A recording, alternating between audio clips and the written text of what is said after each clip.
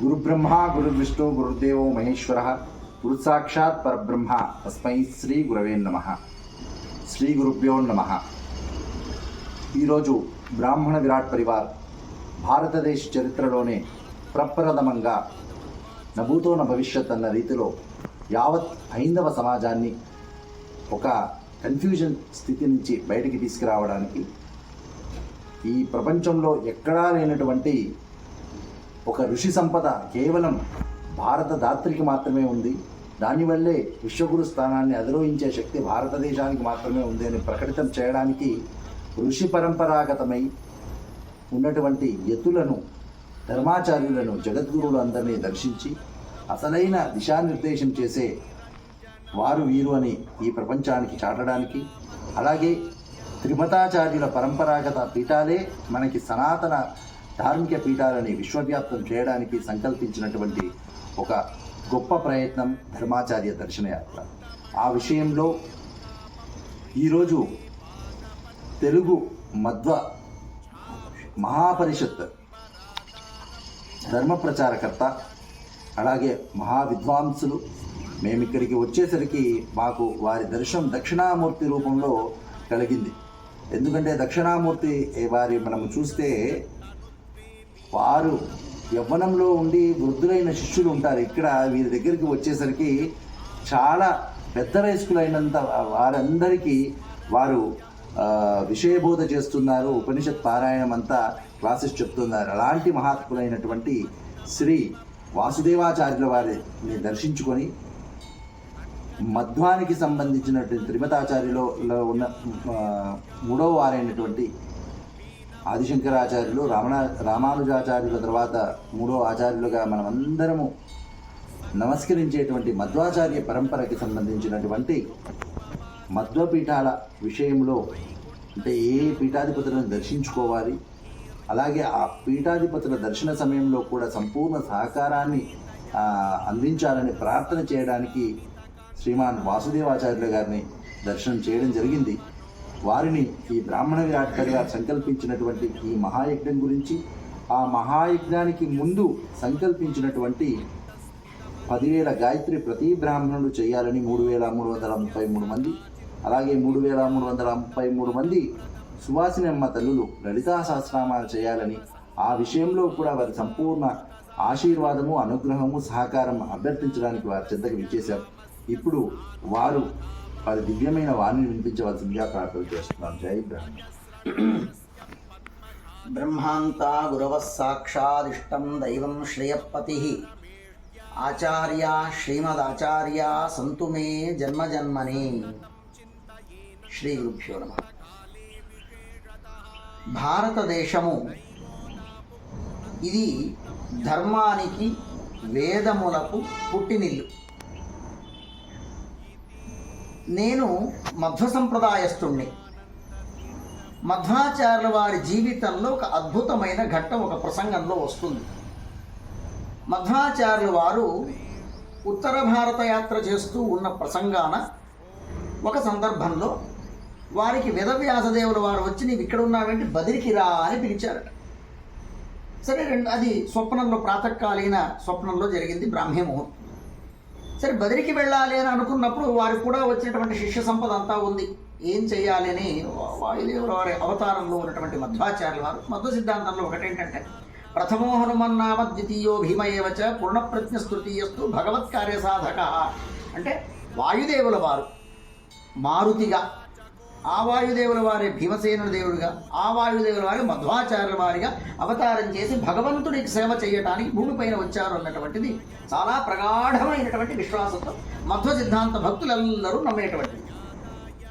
అలాంటి వాయువంశ సంభూతులైనటువంటి మధ్వాచార్యుల వారు ఈ శిష్య సంపదనంతా చూసుకొని మరి అటు వేదవ్యాసదేవుల వారు పిలిచారు, ఇటు శిష్య సంపద ఉంది, ఏం చేయాలి? వారు ఆ బదిరికి వెళ్ళేటప్పుడు చిన్న సందేశం ఇచ్చారు. అక్కడ ఉన్నటువంటి ఇసుకలో రాస్తారు, నేదృశం స్థలమలం శమలగ్నం అస్య తీర్థ సలిలస్య సమం వాహ నాస్తి విష్ణు సదృశం నను దైవం నాస్మదుక్తి సదృశం హితరూపం అని మధ్వాచార్యుల వారి సందేశం ఉంది. ఏమని రాశారు వారు అక్కడ ఇసుకలో అని అంటే, ఈ భారతావనికి మించినటువంటి అత్యంత ఉత్తమమైన కర్మభూమి మరొకటి లేదు లేదు లేదు. ఇది వేదభూమి, కర్మభూమి, ఋషిభూమి, నది భూమి, దేవతాభూమి. ఇలాంటి ఉత్తమోత్తమైనటువంటి భూమికి సరిసాటి అయినటువంటిది లేదు అని ఇది యావత్తు మధ్వ సిద్ధాంతంలో ఉన్న. మధ్వ సిద్ధాంతంలో మధ్వాచార్యుల వారి తర్వాత వచ్చినటువంటివి 21 పీఠాలు ఉన్నాయి. అష్టమఠ ఉడిపి కావచ్చు, రాఘవేంద్ర స్వామఠం కావచ్చు, వ్యాసరాజ మఠం కావచ్చు, ఇంక ఏదైనా ఉండొచ్చు. 21 వీళ్ళందరికీ కూడా ఇవాళ ఇస్కాన్ సిద్ధాంతం కూడా దానికి మూలం ఉత్తరాది మన మధ్వాచార్య పరంపరలో వచ్చినటువంటిదే. వారు ఇప్పటికి కూడా వారి గోపీచందన ధారణ మధ్వ సిద్ధాంతంగానే అనిపిస్తుంది. అలాగా వీళ్ళందరికీ కూడా ఆచార్యుల వారు చెప్పినటువంటి సందేశం ఏమిటి అనంటే, ఇది కర్మభూమి, ఇది దేవభూమి, ఇది ధర్మభూమి, సనాతనమైనటువంటి వైదిక భూమి అని మధ్వాచార్యుల వారు ఒక మధ్వ సిద్ధాంతానికి మాత్రమే వేలు పెట్టి చూపించి చెప్పింది కాదు, ఇలా నడువు అని చెప్పింది. ఆనాడు వారు ధర్మాచార్యుల వారు, శంకరాచార్యుల వారు వచ్చినప్పుడు వారి కాలంలో వారు ధర్మాచార్యుల వారు కావున ఆనాడు దేశమంతా దాన్ని పాటించింది. తదుపరి రామానుజాచార్యులు వచ్చారు.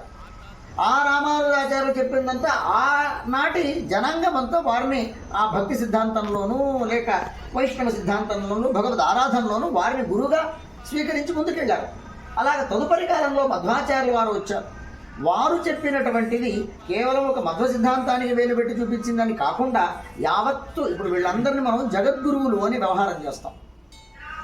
ఇవాళ జగద్గురు అన్న పేరు ఏమైపోయిందంటే, ఏదో డబ్బునిచ్చి పద్మభూషణం తెచ్చుకున్నట్టుగా కొన్ని వ్యవహారాల్లో అది మధ్వాచార్యుల వారు లేక రామానుజాచార్యులు లేక శంకరాచార్యుల వారు జగద్గురులు అనే వాళ్ళు ఏదో పేరు పట్టా పుచ్చుకొని రాయించుకొని తెచ్చుకొని వేయించుకున్నది కాదు ఇదంతా. వారు చేసినటువంటి కార్యానికి, వారిలో ఉన్నటువంటి జ్ఞానానికి, సమాజానికి వారు బోధ చేసింది, దాన్నంతా చూసి ఆనాటి జనమంతా కూడా వారిని ఆ రకంగా కొనియాడారు. ఇవాళ ఏమైంది అంటే, నేను బట్ట మార్చేసి రంగు మార్చేసుకొని తెల్ల బట్టలు వదిలేసి ఎర్ర బట్టలు వేసేసుకొని రేపు 2వ రోజున తగిలించుకుంటా జగద్గురు వాసుదేవాచార్య. దానంత నరకం, పాపం, అంధం తమస్సు నాకు ఇంకొకటి ఉండదు. అది ఒక యోగ్యత ఉండాలి. మహనీయుల వారికే సంభవిస్తుంది. ఆయా మతాచార్యుల వారిని ఆయా అనుయాయులు వారిని ఒక చాలా గొప్ప దేవతగా, ఒక గురువుగా వారు స్వీకరించారు. కావున అలాంటి శ్రీమదాచార్యుల వారు ఆనాడు చెప్పినటువంటి మాట ఒక కేవలం మధ్వ సిద్ధాంతాన్ని వేలు పెట్టి చూపించింది కాదు. అందుకనే ఇవాళ మనకు సనాతన ధర్మం, వైదిక ధర్మం ఎక్కడ ఉందంటే భారతం అనే. అందుకనే భారతాన్ని మనం విశ్వగురువుగా చూడటానికి గవర్నమెంట్ వారు కూడా, శ్రీ మోదీజీ వారు కూడా దాన్ని చేస్తున్నారు. అలాగే ఆనాడు మధ్వాచార్యుల వారు చెప్పింది, నా ఈదృశం స్థలం అలం శమలగ్నం, మన పాపాలు పోగొట్టడానికి భారతానికి మించినటువంటి కర్మభూమి మరొక్కటి లేదు. ఈ భారతంలో ప్రవహించేటువంటి గంగకు మీరినటువంటి మరొక్క పవిత్రమైనటువంటి నది లేదు. విష్ణుకు మించినటువంటి దేవత, సర్వోత్తముడైనటువంటి వాడు మరొక్కడు లేడు అని చెబుతూ, నా మాటకు మించినటువంటి మాట నీకు హితమైన వచనం ఎవరికి చెప్పదు అని చెప్పి శ్రీమదాచార్యులు ఉపదేశం చేసి వెళ్ళిపోతారు. అలాగా ఆ మాటను మనం తీసుకుంటే భారత భూమి ఇది కర్మభూమి, భారత భూమి ఇది వేదభూమి, ఋషిభూమి, దేవభూమి, అనేక పుణ్యాలకు ఒక నిధి. ఇప్పుడు మనం డబ్బు తీసుకెళ్ళి బ్యాంకులో పెట్టుకుంటాం. వేదంలో ఒక మాట వస్తుంది, దేవానాం వసుధానీం అన్నారు. వసు అంటే ధనము, ధాన్యము, బంగారం అన్నటువంటి పర్యాయ పదాలు మనం చూసుకుంటే, దేవతలు కూడా భూమిలో వచ్చి పుణ్యభాగులు అవటానికి కూడా అంటే అక్కడ ఇప్పుడు మనం ఎన్నో సందర్భాలు చూస్తాం. ఇక్కడ ఇది ఇంద్రుడు ప్రతిష్ఠ చేసినటువంటిది, సూర్యుడు ప్రతిష్ఠ చేసినటువంటిది, అగస్త్యుల వారు ప్రతిష్ఠ చేసినటువంటి, ఇంకోరెవరో ఋషులు ప్రతిష్ఠ చేసినటువంటి వాళ్ళందరూ జ్ఞానులు. ఇంద్రుడు సహాయం చేసిన వాడు, నీ ఆయుష్ ఎంత అంటే ఇంకా అతి అల్పంగా ఒక ముహూర్తం అంటే భూమికి వచ్చి సాధన చేసుకుని పైకి వెళ్ళిపోయాడు. చచ్చాకి వెళ్ళేది పైకే కానీ వాళ్ళ కిందికి వచ్చాడు. ఇది కర్మభూమి, ఇది విపులమైనటువంటిది, శ్రేష్టమైనటువంటి. అలాంటి ఉత్తమమైనటువంటి వేదకాలం నుండి అదేదో మన సనాతన ధర్మానికి కాల పరిమితి చెప్పడానికి వెళితే సున్నాలు పెట్టడానికి కూడా మనకు సరిపోదు. కాగితాలు, పెన్ను, సముద్రాన్ని ఇంకుగా మార్చుకొని ప్రపంచంలో ఉన్నటువంటి చెట్ల సంపదలంతా కలబోసి దాన్ని పెద్ద పెన్నుగా చేసుకొని మీరు రాసినా సనాతన ధర్మ కాలాన్ని రాయటానికి ఎవడి వలన కాదు. నిన్న మొన్న కొన్ని పుట్టుకొచ్చిన సిద్ధాంతాలు ఉండొచ్చు, దానికి 2 సున్నాలు 3 సున్నాలు 1 సున్నాను 1.5 సున్నాను పెట్టుకుంటాం అంతే. మన సనాతన ధర్మం ఎప్పటి నుంచి ఎప్పటిదాకా అంటే రామాయణంలో ఒక చిన్న మాట గుర్తొస్తుంది, చెబుతాను. వాల్మీకి బ్రహ్మదేవులు వారు చెప్పారట, నీ రామాయణం ఎప్పటి నుంచి ఎప్పటిదాకా ఉండాలంటే సముద్రాలకు ఎన్ని ఏళ్ళ ఆయుష్యం, సూర్యచంద్రాదులు నక్షత్రాలకు ఎన్ని ఏళ్ళ ఆయుష్యం, అప్పటిదాకా నీ రామాయణం శాశ్వతంగా అజరామరంగా ఉంటుంది. దాన్ని ఎవరు కనుగొన్నారు? ఎప్పటిదాకా ఎప్పటి నుంచి? సరే, కొండలు మనం కరిగి తినేస్తే అది వేరే సంగతి, కానీ 1 కొండ 2 కొండలు చేస్తాము, కానీ అన్నీ చేయడానికి మన వల్ల కాదు. అలాంటి వైదికమైనటువంటి సనాతన ధర్మం మన భారతదేశంలో ఉంది. దాన్ని పాటించేటువంటి మనమంతా సనాతనీయులం. దాంట్లో శంకరాచార్య వారు వచ్చినప్పుడు కొన్ని సిద్ధాంతాలు, రామానుజాచార్యులు వచ్చినప్పుడు ఒకటి, మధ్వాచార్యుల వారు వచ్చినప్పుడు ఒకటి, వీళ్ళని ప్రధాన ధర్మ గురువులుగా మనం స్వీకరిస్తే, అలాంటి ధర్మగురు బోధన చేసినటువంటి బోధన మార్గాన్ని మనం అనుసరిస్తూ ఇవాళ సనాతన ధర్మానికి మనం అందరం కూడా రక్షక భటులుగా నిలబడాల్సినటువంటి పరిస్థితి మనకు ఏర్పడింది. మన ధర్మాన్ని మనం కాపాడుకోవడానికి కొన్ని స్లోగన్స్ ఉన్నాయి. వృక్షో రక్షతి రక్షిత, ధర్మో రక్షతి రక్షిత. అంటే నీవు ధర్మాన్ని కాపాడు, ధర్మం నిన్ను కాపాడుతుందని కాదు. అక్కడ ధర్మాన్ని ఆచరించు, ధర్మం నిన్ను కాపాడుతుంది. వృక్షో రక్షతి రక్షిత అంటే ఒక చెట్టు నాటు, ఆ చెట్టు నీకు నీడ ఇస్తుంది, పండు ఇస్తుంది, పూలు ఇస్తుంది, కాయ నీళ్ళు ఏదో ఇస్తుంది. నేను ధర్మం చేయను అని అంటే కుదరదు. ధర్మాన్ని నువ్వు ప్రేమించు, ధర్మాన్ని అభిమానించు, ధర్మాన్ని గౌరవించు, భక్తిగా చూడు. ఆ ధర్మం నిన్ను రక్షిస్తుంది. అని చెప్పి ధర్మం రక్షించి అంటే దాన్ని ప్రొటెక్ట్ చేయడం. ఇవాళ ఆ మంత్రానికి, ఆ వాక్యానికి అర్థం చెప్పాల్సిన పరిస్థితి వస్తుందేమో, మనమే ప్రొటెక్ట్ చేసేటువంటి పరిస్థితులు మనకు దాపరిస్తున్నాయి. ఇలాంటి దౌర్భాగ్య పరిస్థితి ఇవాళ మన సనాతన ధర్మం, మన ఇల్లు, మన పుట్టుక, మన దాంట్లో జరిగింది. ఈ మాట నేను మధ్వాచార్యుల వారు చెప్పిన మాట ఎందుకు నేను ఇప్పుడు ఉదహరిస్తున్నాను అంటే, మధ్వాచార్యుల వారు ఎక్కడో అమెరికాలో కూర్చోనో, ఆఫ్రికాలో కూర్చోనో, ఇంకెక్కడో ఖండాంతరాల్లో కూర్చొని రాసిన మాట కాదు. జంబూద్వీపే భరతవర్షే భరతఖండే అని ఇక్కడ భారత భూభాగంలోనే బదరీ విశాల దగ్గర రాసినటువంటిది. ఇలాంటి మాట ఈ కర్మభూమికి, ఈ భారతావనికి రాసినప్పుడు భారతంలో ఉన్నటువంటి మన కర్తవ్యం ఏమవుతుందంటే ధర్మ రక్షణ చేయాల్సిన బాధ్యత మనకుంది, ధర్మాన్ని ప్రేమించాల్సిన బాధ్యత మనకుంది.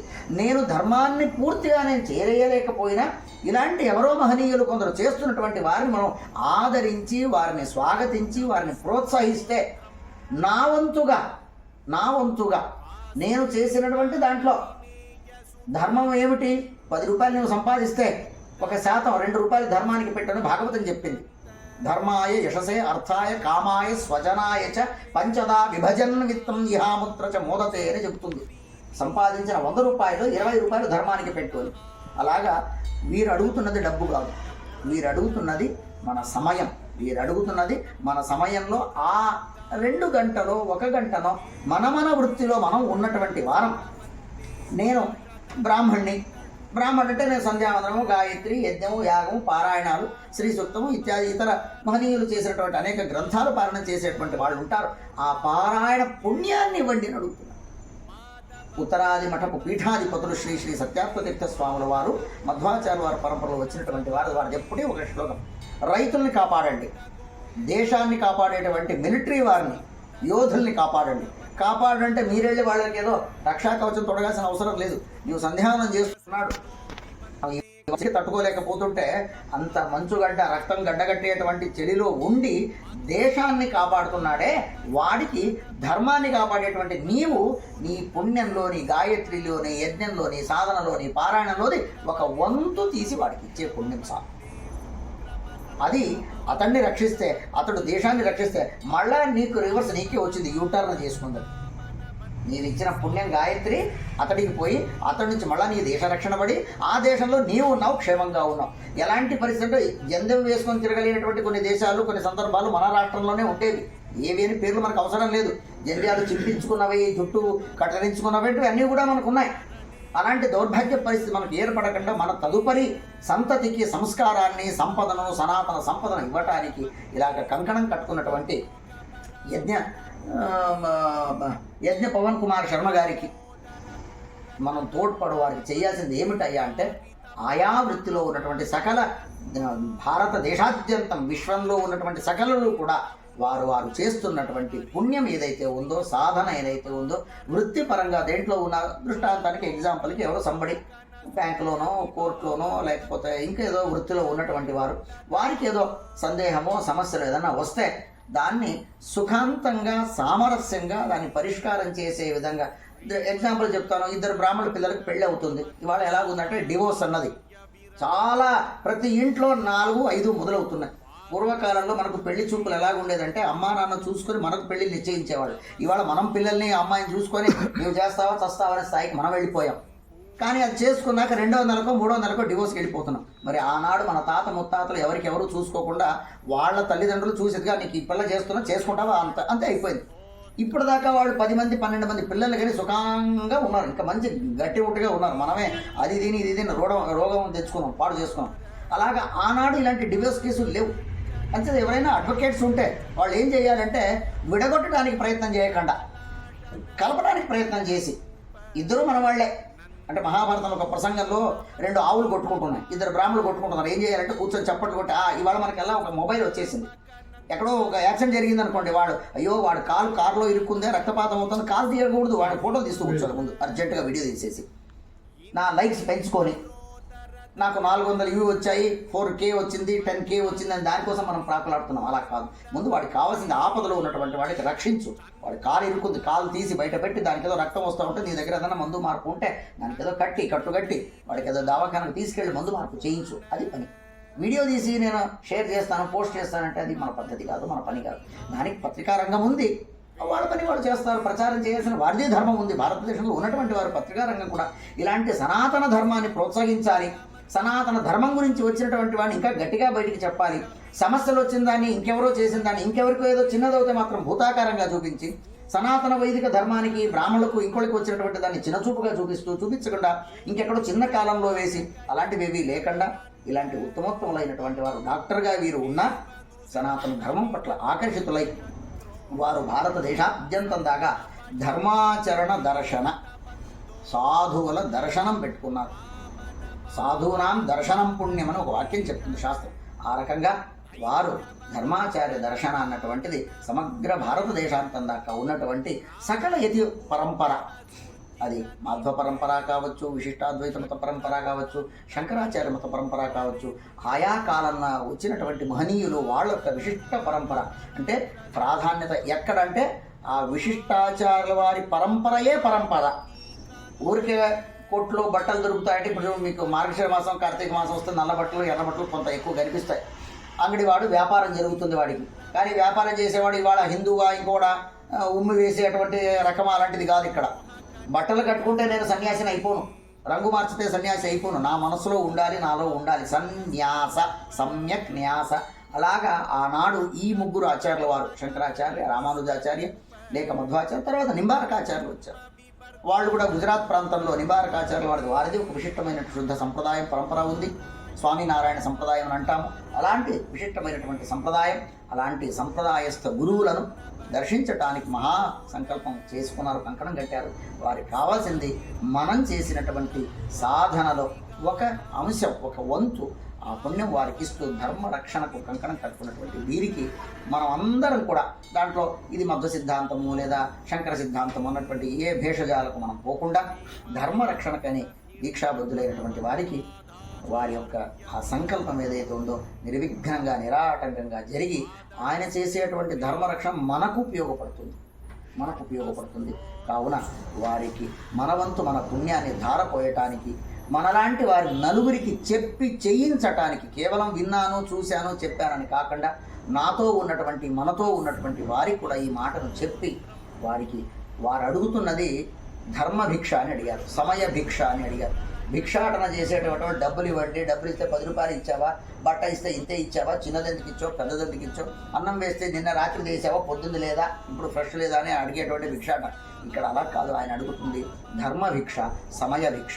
ధర్మాచార్యుల వారి దర్శనం, దానికి కావాల్సినటువంటి ఆధ్యాత్మిక బలం, శారీరక బలం, దానికోసం వారు ప్రయత్నం చేస్తున్నారు. అలాంటి వారికి నేను ఉత్తరాది మఠ పరంపరలో వచ్చినటువంటి శ్రీ మధ్వాచార్యుల వారి పరంపర, సత్యాత్మతీర్థుల వారు ఆ పరంపరలో వచ్చారు. ఉత్తరాది మఠ పీఠాధిపతులు వారి శిష్యుడిగా నా పేరు కానుగోవి వాసుదేవాచార్య. తెలుగు మధ్వ మహాపరిషత్తుకి నేను ప్రచారకుడిగా ఉన్నాను.